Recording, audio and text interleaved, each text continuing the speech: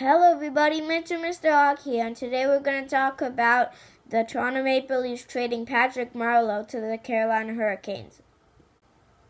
The Hurricanes will get Marleau, a 7th-round pick, and a conditional first-round pick for a 6th-round pick in 2020.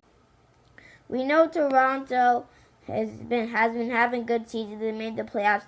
If they, for some reason, got a top 10 pick, then the pick is moved to 2021. So that means if Toronto finishes somehow and their draft pick would be a top 10 pick, then the pick is moved to 2021. Now everybody's reactions to the trade is like, what? It's so unfair. You're trading first round picks and all that Patrick Marleau for a 6th-round pick. It's like, what's going on here? But there's the reason for this trade. I'm just going to say it straight up. The Toronto Maple Leafs need to save salary cap so they can sign 3 guys. Mitch Marner, Andreas Johnsson, and Kasperi Kapanen.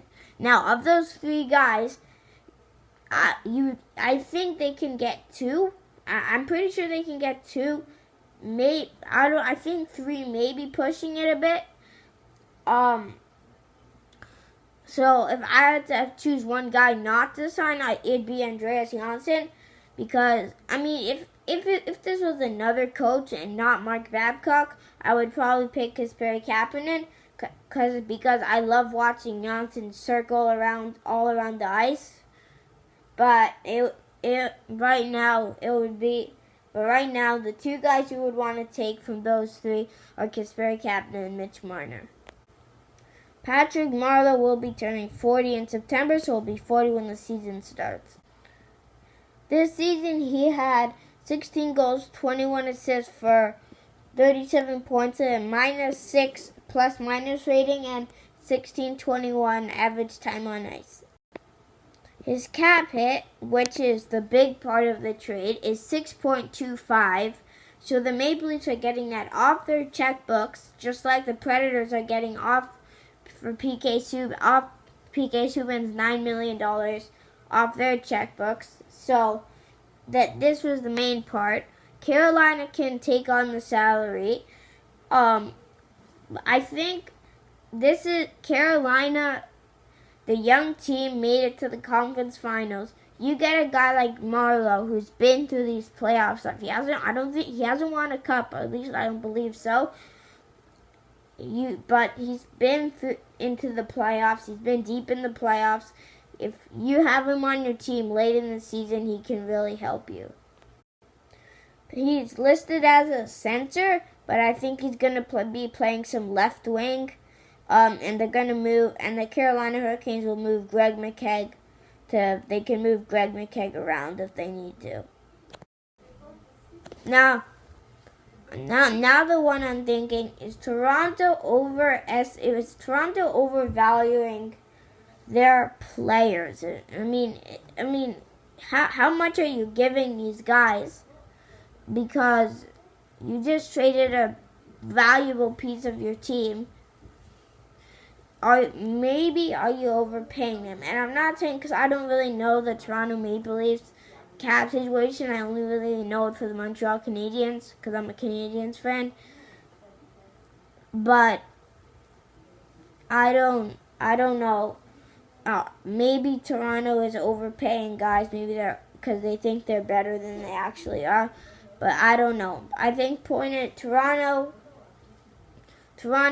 is trying to build around Matthews, Frederik Andersen. They're trying to build around Jake Gardiner if he doesn't get traded.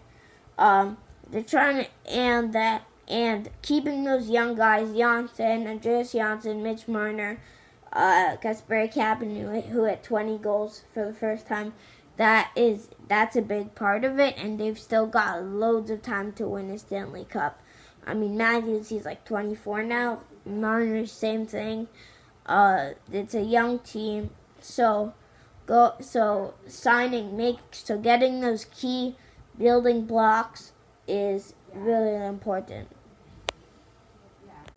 Mitch Marner, Andreas Janssen, and Kasperi Kapanen are all restricted free agents. So again, here I don't think there's an actual winner to this trade. I think it's more of perspective. If the Leafs can sign their guys, then yes, this trade is a success.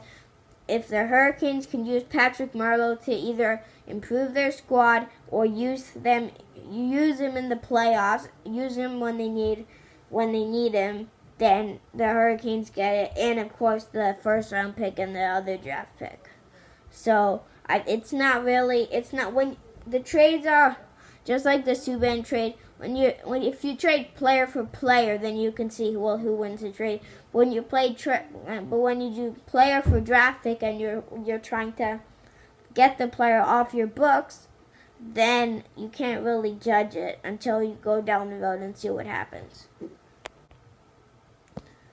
So anyway, thanks for watching, guys. Don't forget to like and subscribe. Tell your friends about the videos, and I'll see you in the next one.